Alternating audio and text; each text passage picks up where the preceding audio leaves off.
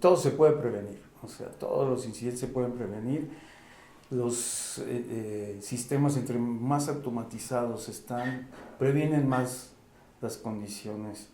El problema hacia atrás es, comentaba con algunos amigos, el personal es una situación difícil. Entonces, si no se elige correctamente el personal dentro de una instalación de hidrocarburos, tienes muchas posibilidades de que te pase algo.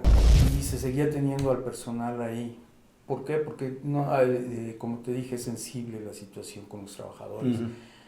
Y en muchos momentos no puedes deshacerte de ellos o quitarlos. Lo que tuvimos que hacer fue reubicarlos, y entonces el sistema de automatización quedó perfecto, trabajó bien, porque alguien va y le mueve. O sea, en esa transición el problema es que va y le mueve. Exactamente. Alguna vez hubo un derrame de combustible en una instalación aledaña a la que manejábamos, y se vino la atmósfera explosiva, ¿sí? Y nos invadió. Afortunadamente, con el plan que se tenía y la forma en que estábamos ya empezando a trabajar ahí, evitó que 35 personas, incluyéndome a mí, muriéramos quemadas. O sea,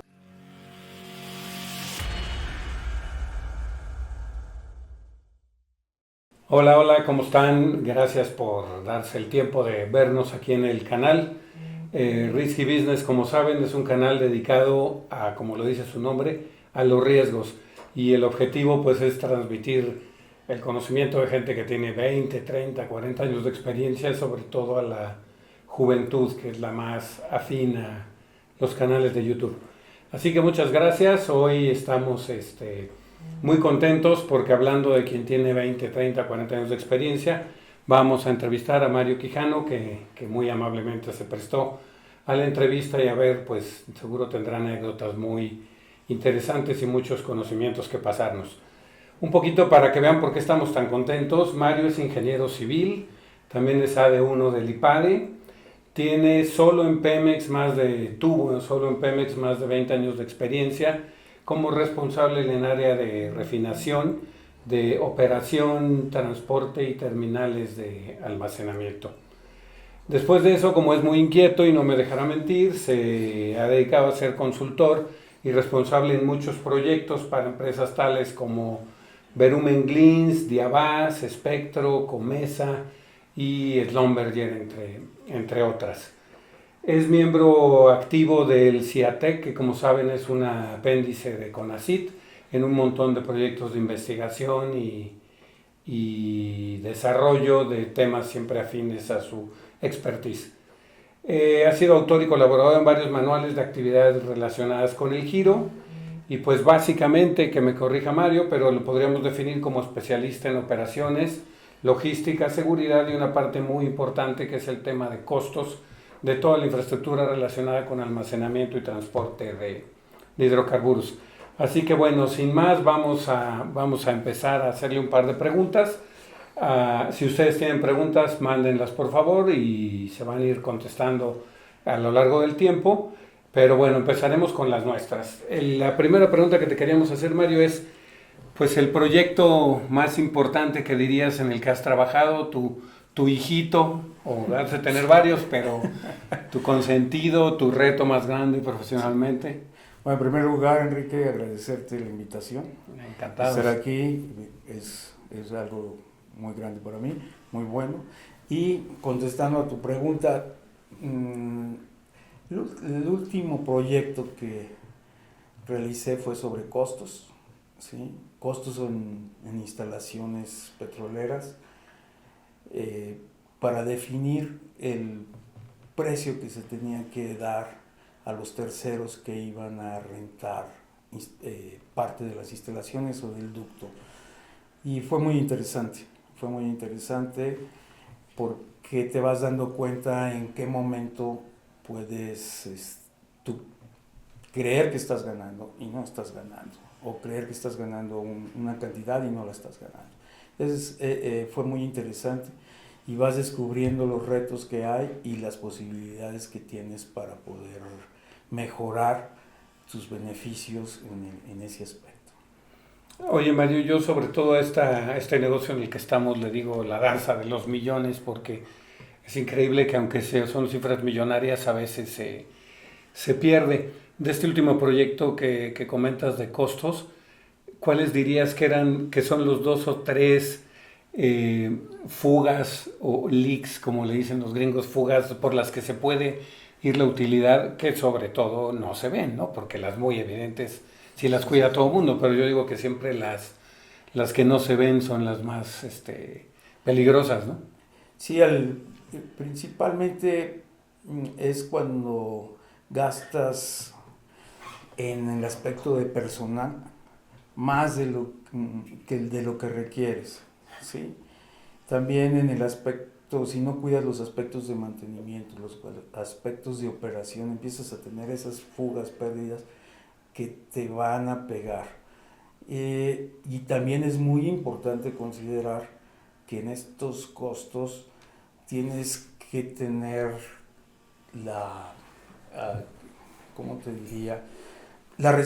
Considerar las reservas laborales, considerar el servicio médico, el pago al IMSS, todo ese tipo de cosas, porque a veces no se consideran y entonces tú cobras menos de lo que tienes que cobrar para poder tener una utilidad mayor. ¿Sí? Entonces sí se encontraron ese tipo de situaciones que cuidándolas puedes mejorar mucho tus porcentajes de utilidad. Tu operación, yo aquí se me viene a la mente Elon Musk, que mucha gente cree en él, otros no tanto, yo estoy como a la mitad, o sea, muchos dicen que vende mucha saliva y esto, pero un ejemplo de lo que estás diciendo es Twitter, que llegó y corrió a la mitad de Twitter, y lo que es un hecho es que sigue funcionando por lo que se sabe Twitter, pues con la mitad de personal, ¿no? Entonces técnicamente ahí estaba viendo una fuga gigantesca de un recurso que no se tenía que usar. Y las petroleras, yo creo que las petroleras y las aerolíneas es un juego de optimizar esos márgenes y no perder. Puedes perder en 20 lugares, entonces tienes que cuidar que ninguno de los 20 se pierda, ¿no? Sí, exactamente. O sea, tienes que verificar qué está pasando con tu empresa, ¿sí? Ir revisando. Y en el aspecto de personal, si tú ya automatizaste, tienes que empezar a ver cómo puedes ya sea reacomodar ese personal o qué tienes que hacer con él para obtener dividendos de acuerdo a lo que tú automatizaste. Estamos en una época difícil que sí es un poquito sensible tratar, pero sí es muy conveniente que todas las empresas sepan en cómo están sus costos y en dónde lo están gastando. Sí, claro. Y la automatización a toda la juventud, pues claramente se tienen que poner las pilas porque si es un reto, no, yo creo que no es un enemigo, pero hay por cierto un website que se llama Solomons que da benchmarkings, da como referentes de distintos negocios, uno de ellos están en Energy, Oil and Gas, pero un indicador de eficiencia en las refinerías, por ejemplo, es el número de personas empleadas en toda la refinería por barril refinado. Y ahí hay de repente diferencias entre nosotros, además, como latinos y los árabes, a lo mejor tenemos diferencias donde usamos 3 veces más personal o 4 veces más personal, ¿no? Entonces, eso nos quita eficiencia. Pues muchas gracias. Entrando al tema de los riesgos y la seguridad, el giro de hidrocarburos es uno de los giros por su naturaleza muy riesgoso, pero al final cuando se analiza, cuando se ve todo el producto que se mueve y cuánto de ese producto fue sujeto a un accidente, los costos totales contra los costos de los accidentes, inclusive los daños ecológicos, que salvo unas cuantas excepciones que han sido brutales, como la Deep Horizon o Macondo o cosas de esas, tampoco son tan graves. ¿Tú cuál es tu visión después de estar 35 años metido en esto? ¿Te han tocado grandes accidentes? ¿No te han tocado? ¿Son fáciles de prevenir? ¿Dónde ves que estén como que las claves de que no sea tan riesgoso y tan peligroso el negocio? Todo se puede prevenir, o sea, todos los incidentes se pueden prevenir. los sistemas entre más automatizados están, previenen más las condiciones. El problema hacia atrás es, comentaba con algunos amigos, el personal es una situación difícil. Entonces, si no se elige correctamente el personal dentro de una instalación de hidrocarburos, tienes muchas posibilidades de que te pase algo. Obviamente se mueve mucho producto, es de entrada yo pudiera decir que es seguro, siempre y cuando tengas buen personal, buenos procedimientos, buenos manuales y una automatización razonable, te va a llevar a un final muy bueno. Entonces podríamos decir un poco que personal experimentado, check. Sí. Y automatización tampoco un nivel absurdo, porque de repente hay lugar, tú la que el otro día hablábamos, la segunda Minatitlán, la segunda fase de Minatitlán, yo creo que está excesivamente instrumentada, se dejaron ir ahí los proveedores con instrumentación y luego ya es un poco absurdo, se prenden alarmas cada momento, ¿no? Sí, hay que, en algunas instalaciones se llega a automatizar de más, sí, pero también si tú tenías a los operadores que lo hacían manual antes y los dejas ahí mismo, seguro vas a tener problemas con la automatización. Es en lo personal te puedo decir que sí pasa. Se automatizó todo en algún momento una terminal y se seguía teniendo al personal ahí. ¿Por qué? Porque, no, como te dije, es sensible la situación con los trabajadores. Uh-huh. Y en muchos momentos no puedes deshacerte de ellos o quitarlos. Lo que tuvimos que hacer fue reubicarlos y entonces el sistema de automatización quedó perfecto, trabajó bien. Porque alguien va y le mueve. O sea, en esa transición el problema es que va y le mueve. Exactamente. Se siente, la persona se siente con un impacto de que lo vas a quitar, no sabe, trae ahí algún detalle mental y eso provoca de que pues empiecen a buscar dónde le puedes mover y moviéndole. Wow, pues miren, como siempre hay, nunca contempla uno eso de la amenaza que sienta la gente con proyectos de automatización, pero yo creo que es un muy buen consejo preverlo, ¿no? Y bueno, ahí también hay una manera de preverlo es los set points de las alarmas y todo este tipo de cosas, tenerlos. A veces nos sorprende que llegamos a una planta y está abierto todo eso. Y si tú cambias un set point arbitrariamente, pues esa medida de control deja de servir, ¿no? Entonces, aquí la buena práctica son niveles de seguridad. Uno, para cambiar set points, un nivel colegiado, es decir, donde normalmente entran 2 o 3, o al menos multidisciplinario, donde entran 2 o 3 figuras que autorizan que se mueva ese set point, y luego el logueo de la gente en los sistemas de control, pues hacer un login, logout cada turno para que se sepa, para que si algo pasa, se pueda rastrear en el sistema de control distribuido cada cosa. 2 o 3 veces en tu carrera que hayas dicho qué bueno que lo previmos porque esto iba a pasar, o que evitaron la crónica de una muerte anunciada, en otras palabras. Mira, en aspectos de seguridad te puedo decir que todo lo que se hace para prevención es lo mejor. Es muy bueno tener manuales, te rectifico esa condición. Y procedimientos. Alguna vez hubo un derrame de combustible en una instalación aledaña a la que manejábamos y se vino la atmósfera explosiva, ¿sí? Y nos invadió. Afortunadamente con el plan que se tenía y la forma en que estábamos ya empezando a trabajar ahí, evitó que 35 personas, incluyéndome a mí, muriéramos quemadas. O sea, logramos que se fuera disipando, ahora sí que sin hacer casi nada, casi sin movernos, que nadie fuera a hacer una chispa, porque hubiera O sido sea, terrible. literal la tienes que dejar pasar, eso nunca había pensado que se te venga de un vecino una atmósfera explosiva, Sí. necesitarías ventiladores o algo para... No, Pero hacen chispa sí, además. sí. Sí. Fue algo que afortunadamente se disipó, tardó alrededor de unos 15, 20 minutos, pero se fue disipando. ¿Y se metieron todos al búnker o No, qué haces? nos tuvimos que quedar ahí porque donde estábamos, el chiste era no moverse más allá de, ni hacer alguna situación que pudiera ocasionar una chispa. Era en un área de llenado de autotanques, entonces fue tratar de que ellos no fueran a prender los camiones para tratar de evacuar, porque en ese momento sí vendría un incendio. Sí, ni siquiera meterte era solución, porque si alguien le da un chispazo. Ahora, eso también, había un nivel de automatización, nos detectó las atmósferas explosivas, y entonces eso también ayudó. Les avisó rápido los Sí, detectores. y teníamos un procedimiento para no ir a caer en un movimiento. O en pánico o en algo, sí. Ándale, exactamente.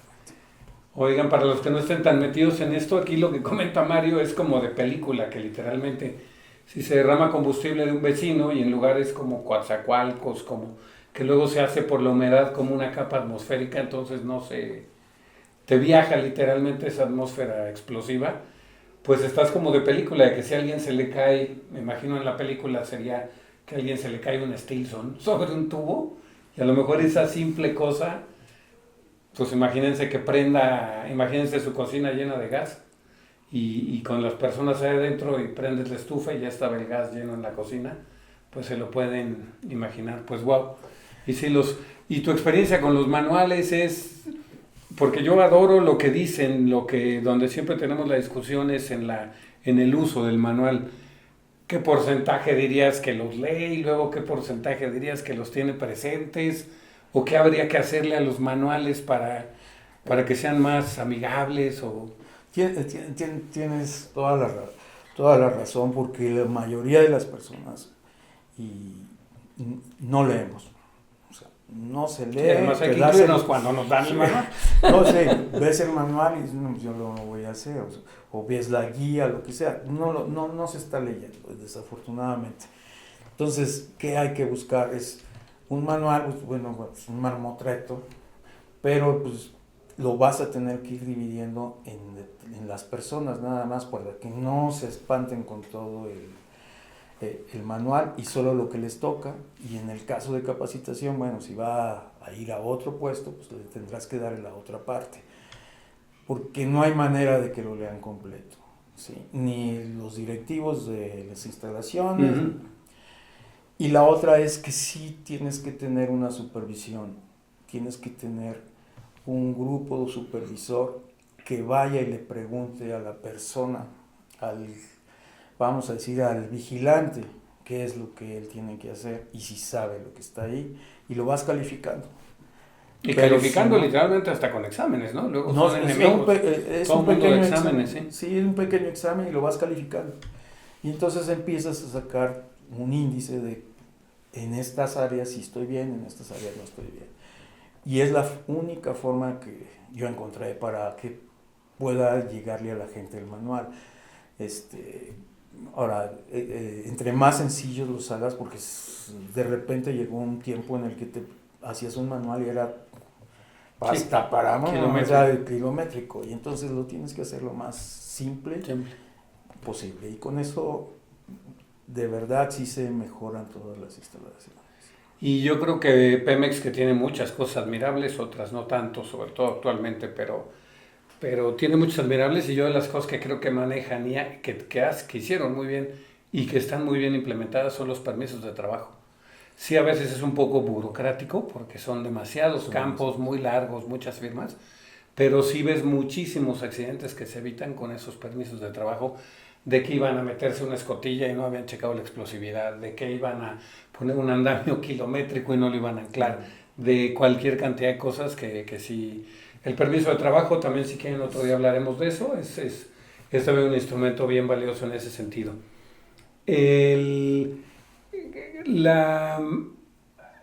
Hay por ahí bueno, ya tocaste un poco ese tema, hay por ahí un indicador en este sitio web que les comentábamos de Solomon, que no nos patrocina ni nada, pero está muy bueno. Dicen que el 54% de los accidentes en oil and gas son generados por la gente. Entonces sí, definitivamente yo creo que es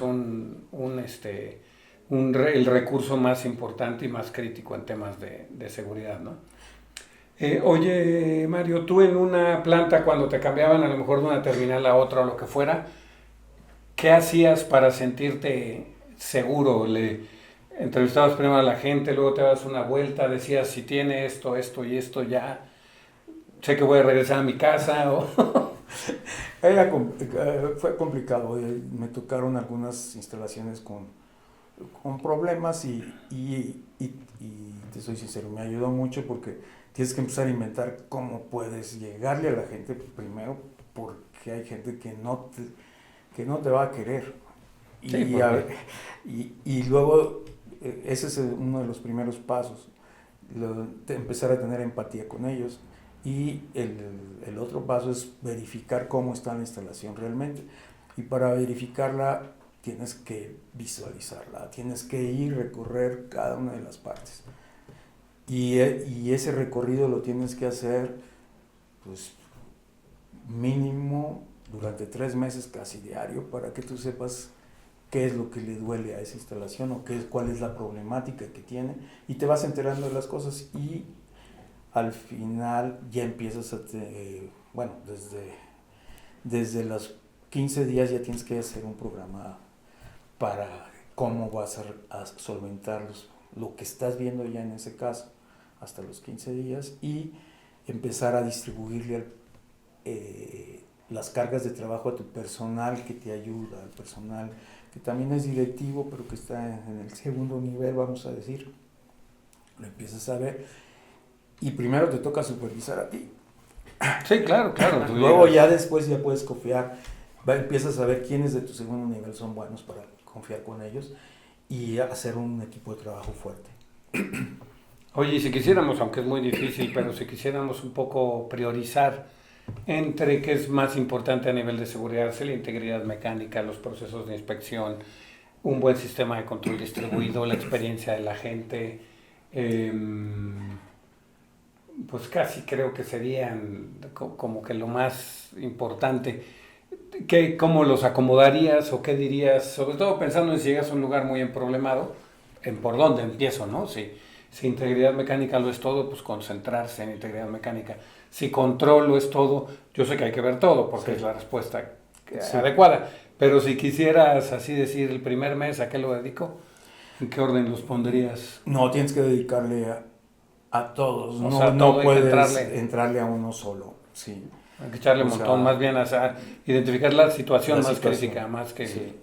Me tocó el arranque de una terminal que tenía problemas operativos, era nueva, pero tenía problemas operativos, gente no quería trabajar en ella, el sistema de control distribuido que se había comprado no era lo mejor, pero no estaba bien tropicalizado para nosotros los mexicanos. Y había ciertas situaciones, había situaciones internas también complicadas. Entonces, pues le tienes que entrar a todo y vas viendo quiénes son las personas más confiables. Estás buscando aliados. Sí. Y también, en este caso, me ayudó mucho la parte de la alta dirección. Sí, también se inmiscuyó en esto y entonces ellos fueron muy importantes para ayudarme porque sí estaba muy complicado. Entonces pudimos resolver todas las situaciones sindicales, de personal de confianza, de la situación del equipo que se había instalado y con buenos resultados.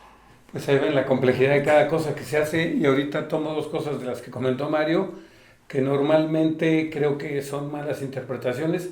Una es que nuevo es seguro, no siempre nuevo es seguro, sobre todo en este tipo de giros hay que calibrar todo muy bien. Habían habido muchos accidentes.